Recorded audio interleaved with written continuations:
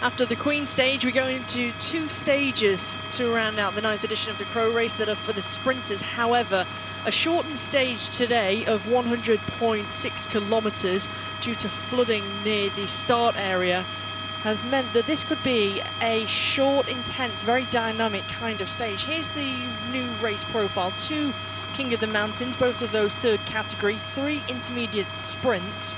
And don't forget, each of those intermediate sprints that we've got come with 3, 2 and 1 bonus seconds for the first 3 riders. And so when you take a look at the general classification today, it's still all to play for. They come through Bosiljevo. The car pulls away. We're officially underway. On the front, it's Ryan Mullen of Red Bull Bora Hansgrohe, also Frederick Vesnes in the red jersey for Uno X Mobility. As you can see there, the official start move from Ozal to Bosiljevo due to the flooding. There's been a lot of changes overnight that the organisation has had to put into place, changing the start location, making sure that all of the teams, members of the organisation and everybody else to do with the race is all informed. It's not an easy task. We're working on this all through into the early hours of the morning and into the early part today. It's cold out there. It's only around 10 degrees. Winds at around 5-6 kilometers per hour at a maximum of 8 kilometers per hour. It's an easterly wind. 3 riders in the breakaway, just on the left side with the blue sleeves and the black short sleeve rain jacket. That's Charles Page of TDT Unibet as they come. Oh, that's a hard crash. One of the riders there from Adria Mobile who's in the chase. That looks like the young 20-year-old Croatian rider. That's Nicholas Gojkovic.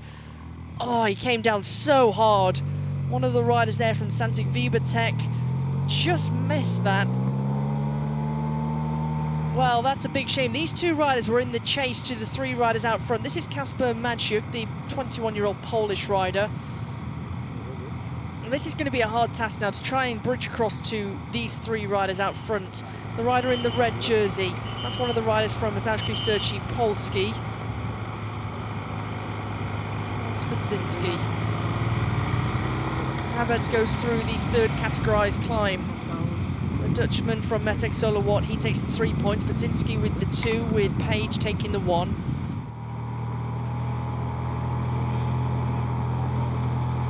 Well, it's this squad on the front who've been controlling all throughout the stage so far. They get to the top of that King of the Mountain. They've got 78.5 kilometers to go. It's Team DSM Firmin at Paustenellen. They really believe that they can try and do something today. Of course, I think it came maybe as a little bit of a surprise that Tobias Lund yesterday, the Dane, who is known for his sprint, but I think it came as a bit of a surprise that he was able to get over that all category climb. They were able to get themselves back into contention and he won the Queen stage. And they really believe in the Dane, that he can do something. The fact that they've got that big belief in him and the fact that everybody is all in for one rider is incredibly impressive. They're putting their eggs all into one basket. They're not trying to go for multiple different goals, and they wanted to try and bring back these 3 riders. Don't forget, our first intermediate sprint comes in Josip Dol. That is with 64.5 kilometers to go, so we've got a way to go yet. The gap to the 3 riders is just over 1 minute, 1 minute and 2 seconds.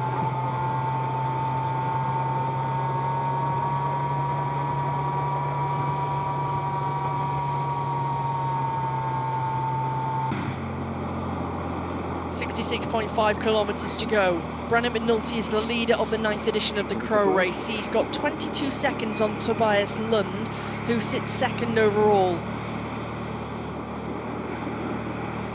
In 3rd, you've got Edoardo Zambanini of Bahrain Victorious at 28 seconds, with Fred Wright in 4th at 30 seconds.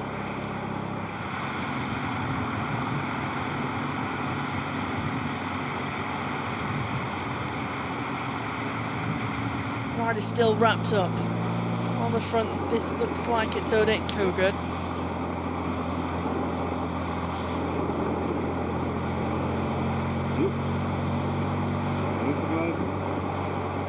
Sean Flynn sitting in 2nd wheel, only 1.5 kilometers until they get to the intermediate sprint. Rain rain jackets on, the warm weather jackets, plenty of layers. Casual, you can just see the rider there. Two bikes in front on that colourful bike. That's the Venezuelan and defending champion Luis Aulard. Starting to move forward. This is Barati with Zambanini on the wheel. Sean Flynn on the front for DSM Firmenich Postinel in that light blue and orange jersey with the white flecks. There's Pavel Bittner who takes over. Lund is right on the wheel. Fred Wright on the right-hand side, starting to move forward. Don't forget, Zambanini and Wright are up there in the GC. Also moving forward, Igor Ariata. Where is Milano? Milano could play that team role for Brandon McNulty because we know McNulty's sprint isn't too fast. Well, look at the way that the Colombian comes through here, right on the line. Milano, he takes the points and the bonus seconds by a country mile. Lund was up there, also trying to get themselves involved was Team Polti Cometa, so that's pretty interesting because Mirko Maestri, he's only 17 in the general classification, but he's only at 1 minute and 1 second, so he still believes that he can try and do something. Oh, the weather conditions start to worsen.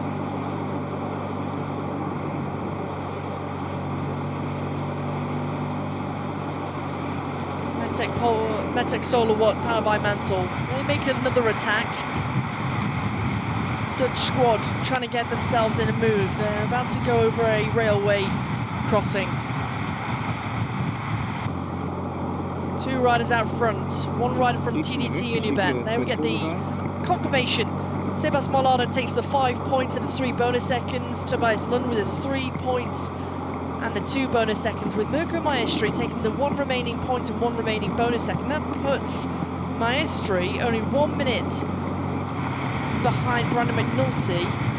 But now Tobias Lund, after those 2 bonus seconds, is now only 20 seconds behind Brandon McNulty. He's still got the commanding lead, the rider from Phoenix, Arizona, but you never know on this kind of race.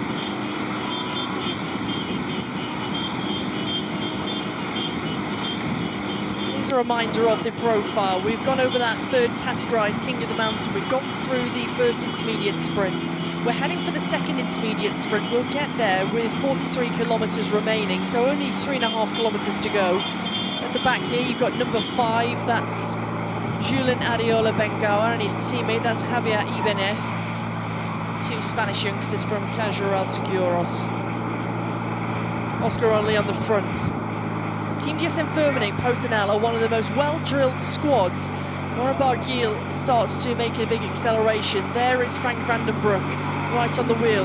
Sean Flynn, Pavel Bittner, then Lund. And look at this. This is like we're going into a final of a race here. The fact that they're putting all of their eggs into the basket to try and take these bonus seconds, they're not leaving anything to chance. And look at the control. Everybody else is just 1s and 2s. Nobody with really a strong team dynamic. Fred Wright tries to come round on his own on the right-hand side for Bahrain Victorious. Hodge is trying to get himself involved. Pavel Bittner's sprinting. Milano's trying to come through. Well, it's close.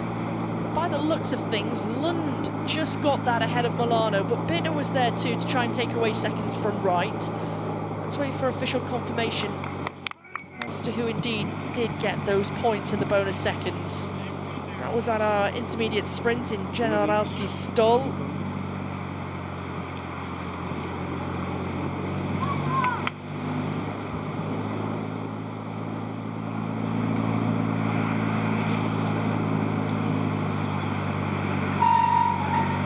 Each and every time the Team DSM Firmenich Postinel have gone for these bonus seconds in the intermediate sprints,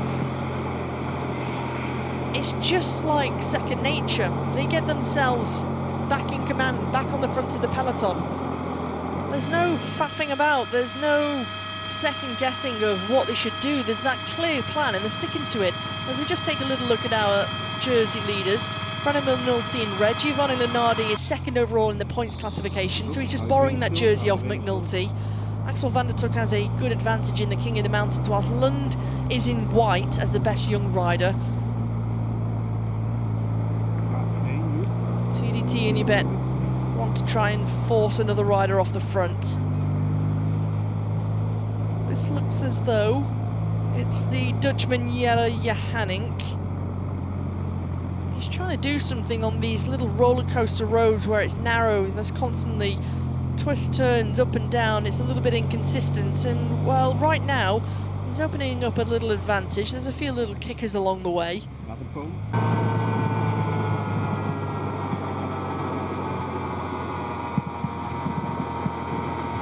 Well, there we get the confirmation. Tobias Lund takes the 5 points and the 3 bonus seconds. Sebas Milano takes the 3 and the 2 bonus seconds, whilst Pavel Bittner takes the 1 point and 1 second. That now puts Tobias Lund, just doing the math, 17 seconds behind Brandon McNulty. Of course, for Bittner and Milano, they're no threat in the general classification, but they're just playing that team role. So Lund is edging closer. There's another intermediate sprint to come, and of course bonus seconds at the finish line for the top 3. Tobias Lund now has a good advantage, 8 points over McNulty in the points classification. Lenardi, who is in 3rd, Milano in 4th, with Zambanini in 5th.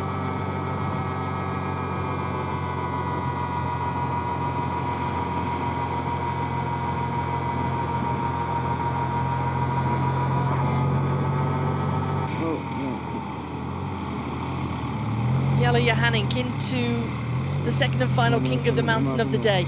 It's Metek Solowat, powered by Mantle. You can just see in those dark jerseys with the fluorescent helmets and fluorescent bikes.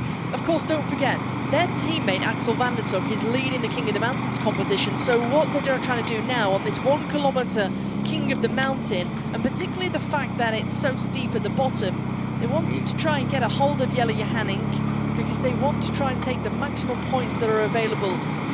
The Dutchman is caught. Good job from the Continental team to bring this back to heel. Where is Axel van der Tuk currently? We've gone through those steep gradients of 12, 13%.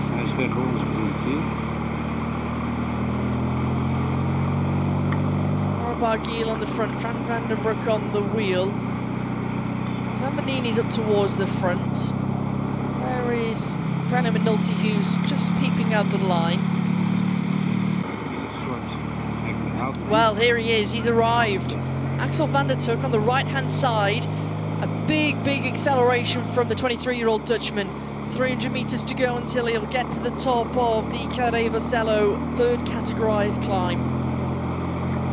1 kilometre long.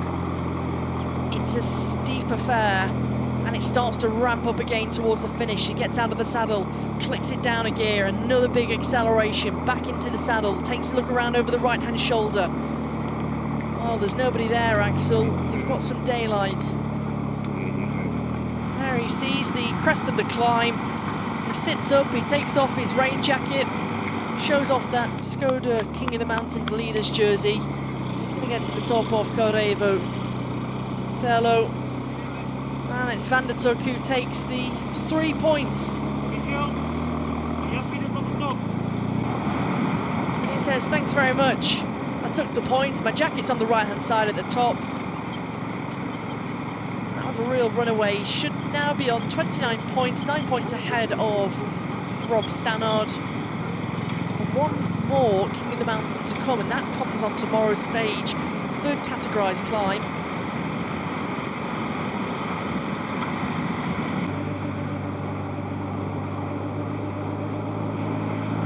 Axel van der Tuk takes the 3 points on the 3rd categorised King of the Mountain. Bargiel taking the 2, Vandenbroek with the 1. Neither of those 2 riders from Team DSM Firmenich Postal are a threat in the classification. There we get the standings. Van der Tuk on 29, Stannard on 20, Legnesson on 15, with Zambanini and Asnar on 10 points apiece. Inside 10 kilometres to go, we're heading for the 3rd and final intermediate sprint of the day. This is in Dugo Racer. I'm going to pass over this little section, slight downhill, starting to move forward. Pavel Bittner, who's on the front, the white jersey's on the wheel. Fred Wright is sitting there, as is Zambanini. In the red jersey, it's McNulty, the leader in the GC. Also trying to move himself forward. Budzinski, Marcin Budzinski on the right-hand side of the road in the red jersey. Fred Wright goes on the left. Voldagger starts to move forward. It's going to be a throw for the line. Well, that was close into Dugo Racer. It just shows how important and vital these bonus seconds are.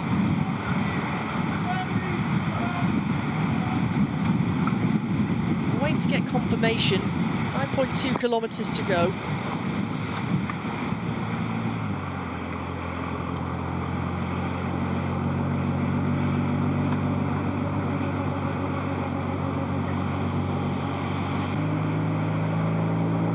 There we get the result, the confirmation. Tobias Lundin-Dugareza, the third intermediate sprint. He takes the 5 points and 3 bonus seconds. Fred Wright with the 3 and the 2 bonus seconds. And Anders Foldager taking the 1 point and the 1 bonus second. That puts him 35 seconds in arrears of Brandon McNulty. But meanwhile, it's 14 seconds for Lund now on McNulty. If you can gain some bonus seconds at the finish, as we see the updated points classification, 57 to Lund, McNulty on 44, Lenardi, Milano and Zambanini running at the top 5. If Lund can score bonus seconds at the finish line, and don't forget 10, 6 and 4 bonus seconds for the top 3 riders on the stage, as we head into Karlovats, he could put himself within absolute striking distance of the man from Phoenix, Arizona. There in the green jersey, number 185, that's Axel van der Tuck. Job well done for him today. 6.2 kilometres to go. Let's have a little think about riders to watch. Luis Aular, well, he's not been looking too good, but we know he's got a good turn of speed on him for Casual Seguros RGA.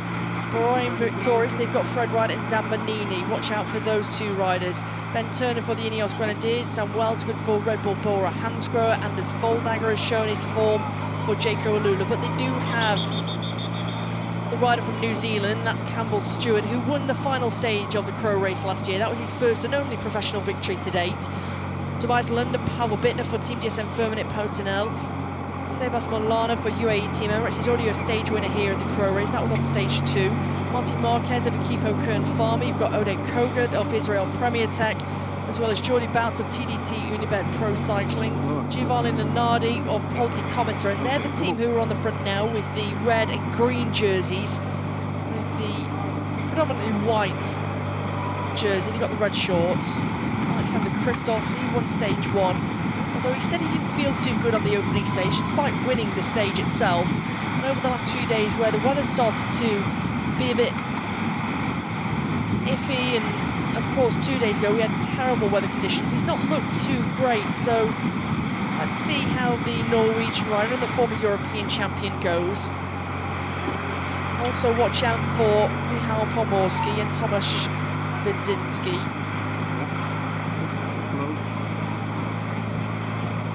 Just clicked over 2 hours and 6 minutes of racing.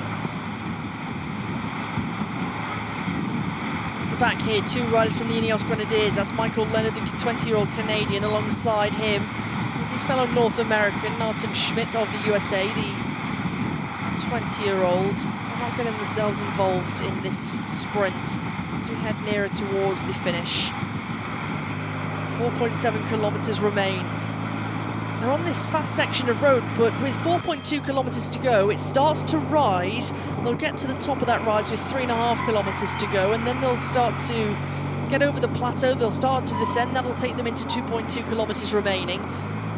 McNulty there in the red jersey starts to move his way up. Hodge is in his wheel. That's the Colombian rider. On the far left side, that's Red Bull Bora Hansgrohe. Ryan Mullen, where is Welsford? Well, there he is. He slots himself into third wheel, despite being distanced on the categorised climb with 22.5 kilometres to go. Welsford is back.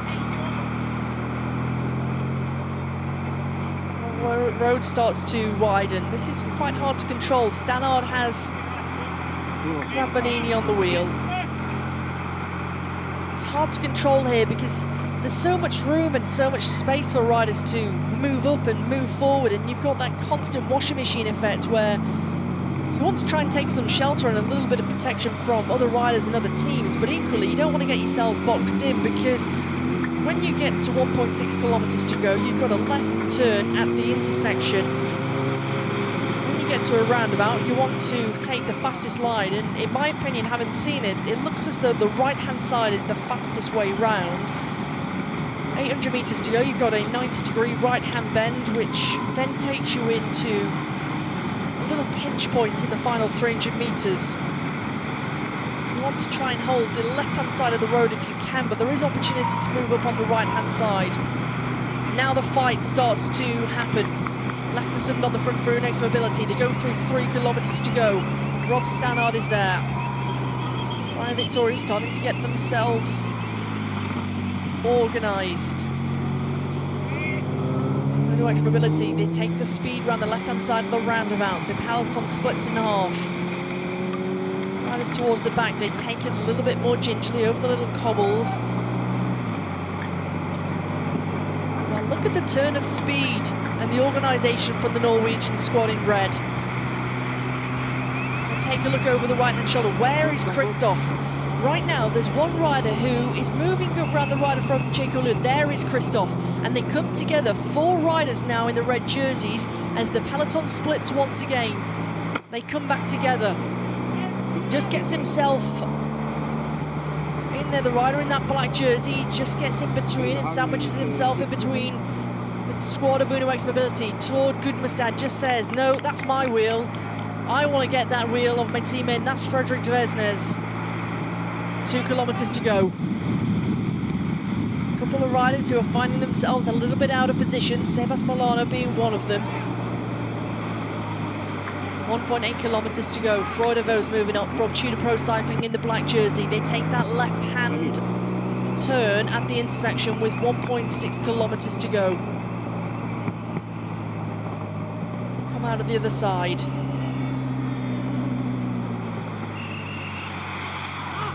Take the right-hand side of the roundabout, the fastest side.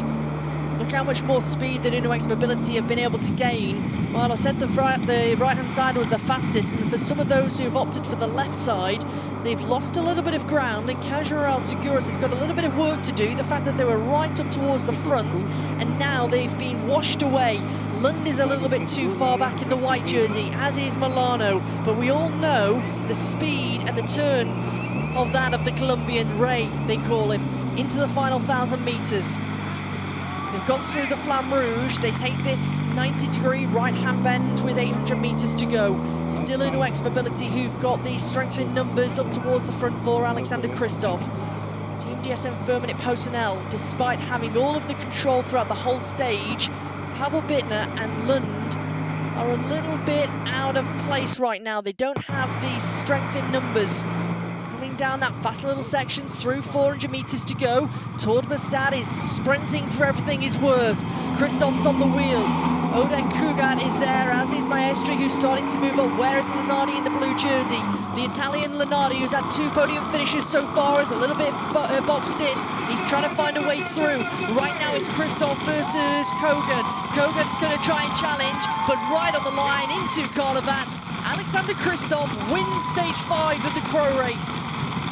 2 victories in the 2024 edition, and that was absolutely textbook from Unex Mobility. Strength, power, poise, patience. What a job. Tord Gudmestad is absolutely thrilled. Job well done. Well, one rider crosses the line, and that's Alexander Christoph, the former European champion, the 37-year-old Norwegian. But that was very much a team performance all round. There is Lund in the white jersey. He's trying to challenge. There's a throw on the line for 3rd and 4th. It'll be very interesting to see who gets those bonus seconds. Don't forget, Lund has closed the gap to 14 seconds to McNulty. But it's a clear margin of victory for Christoph. He wins stage 5.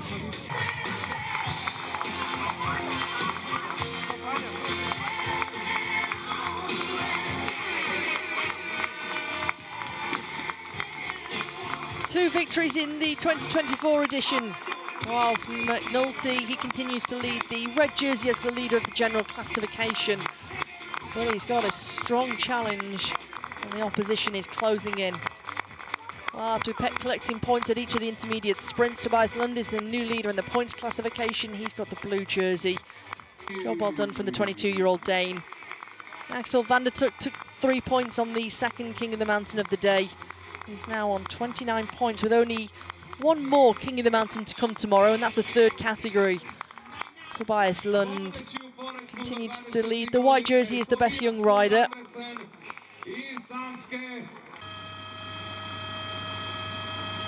Well, there we have it. Alexander Kristoff wins the stage ahead of Kogud Lenardi in third. Well, he gets it and he takes the bonus seconds ahead of Tobias Lund. Turner in fifth with Gudmestad in sixth.